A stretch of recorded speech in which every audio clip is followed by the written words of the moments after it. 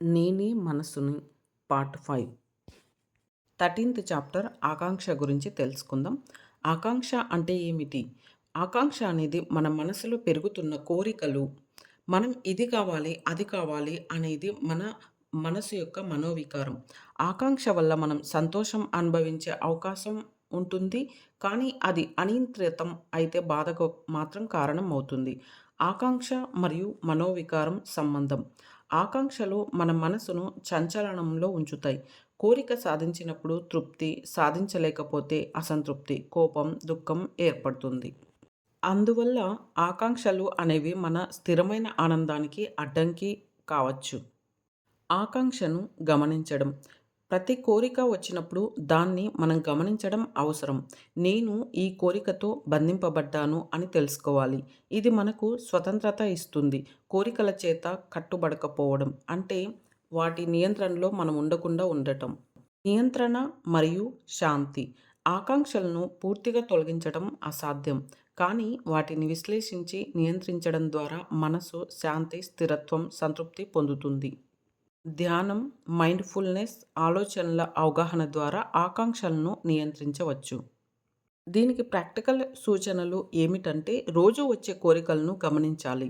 అవి మనశ్శాంతిని ప్రభావితం చేస్తాయా లేదా అని అంచనా వేసుకోవాలి.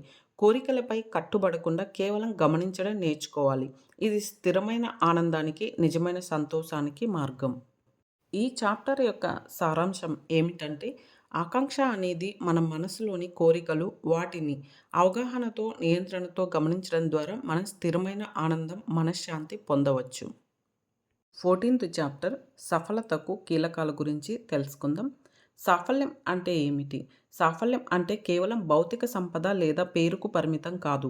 నిజమైన సాఫల్యం అనేది మానసిక శాంతి, ఆత్మవిశ్వాసం, సంతోషం మరియు ధైర్యం కలిగిన స్థితి.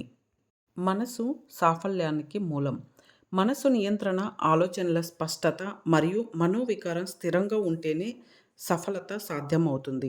మనసు నియంత్రణ లేని వ్యక్తి ఎక్కువ ప్రయత్నాలు చేసినప్పటికీ అసంతృప్తితో ఉండవచ్చు. సాఫల్యానికి ముఖ్యమైన అంశాలు. జాగ్రత్త అవసరం.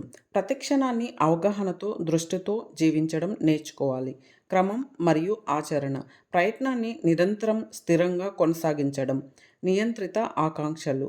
కోరికలను అవగాహనతో, నియంత్రణలో ఉంచడం అవసరం. ధైర్యం, భయం, కోపం, అనిశ్చితి ఉన్నప్పటికీ స్థిరంగా ముందుకు సాగడం. ప్రవాహం మరియు కృషి. క్రమంగా, జాగ్రత్తగా, సానుకూలంగా కృషి చేయడం అవసరం. ప్రతికూలతలు వచ్చినప్పుడు వాటిని అవగాహనతో గమనించడం, ఆలోచనలు వాటిపై దృష్టి పెట్టడం. ప్రాక్టికల్ సూచనలు. ప్రతిరోజు ఒక చిన్న లక్ష్యాన్ని దృఢంగా సాధించడం. మనసును శాంతిగా ఉంచడం కోసం ధ్యానం, శ్వాసపై దృష్టి, జాగ్రత్త అభ్యాసాలు చేయడం. వ్యక్తిగత మరియు వృత్తి రంగంలో ప్రతికూలతను ఎదుర్కొని స్థిరంగా ముందుకు పోవడం. ఈ చాప్టర్ యొక్క సారాంశం ఏమిటంటే సాఫల్యం అనేది మనసు నియంత్రణ, స్థిరమైన ఆలోచనలు, ధైర్యం మరియు జాగ్రత్తతో కూడిన జీవనశైలి. ఈ కీలకాలు పాటించడం ద్వారా మనం సమగ్ర సంతోషం, శాంతి మరియు వాస్తవ విజయాన్ని పొందవచ్చు. 15th చాప్టర్ వివేకం గురించి తెలుసుకుందాం. వివేకం అంటే ఏమిటి? వివేకం అనేది సత్యం మరియు అసత్యం, అవసరం మరియు ఆవశ్యకత లేని విషయాలను వేరు చేసే శక్తిని వివేకం అని అంటారు. ఇది మనకు సహజమైన నిర్ణయశీలత, స్పష్టమైన ఆలోచనలు, సమతుల్యత ఇస్తుంది. మనసు వివేకానికి మూలం. మనసులో కలిగిన జ్ఞానం, అవగాహన, ఆలోచనలు వివేకాన్ని పెంచుతాయి. అభ్యాసం లేని మనసు భ్రమ, కోపం, ఆకాంక్షలకు లోనవుతుంది. నిజమైన వివేకం అనేది మనసు శాంతి మరియు స్థిరత్వం ఇచ్చే శక్తిని కలిగి ఉంటుంది. వివేకాన్ని అభివృద్ధి చేయడం. మైండ్‌ఫుల్‌నెస్‌తో ప్రతి విషయాన్ని గమనించడం నేర్చుకోవాలి. ఆలోచనల అవగాహన. ఇది అవసరమా లేదా అని ప్రశ్నించడం. భావాలను వేరు చేయడం. కోపం, భయం, ఆకాంక్షల వల్ల వచ్చిన ప్రభావాలను గమనించడం. వివేకం మరియు నిర్ణయాలు. వివేకం ఉన్న వ్యక్తి సమయానికి సరైన నిర్ణయాలు తీసుకుంటాడు. ఇది వ్యక్తిత్వాన్ని సంస్కరిస్తుంది, సమస్యలను సులభంగా పరిష్కరిస్తుంది. వివేకం లేని నిర్ణయాలు తప్పుడు మార్గంలో వ్యక్తిని నెట్టే అవకాశం ఎక్కువగా ఉంటుంది. ప్రాక్టికల్ సూచనలు. ప్రతిరోజు చిన్న విషయాలపై వివేచనాత్మక ఆలోచనలు చేయడం.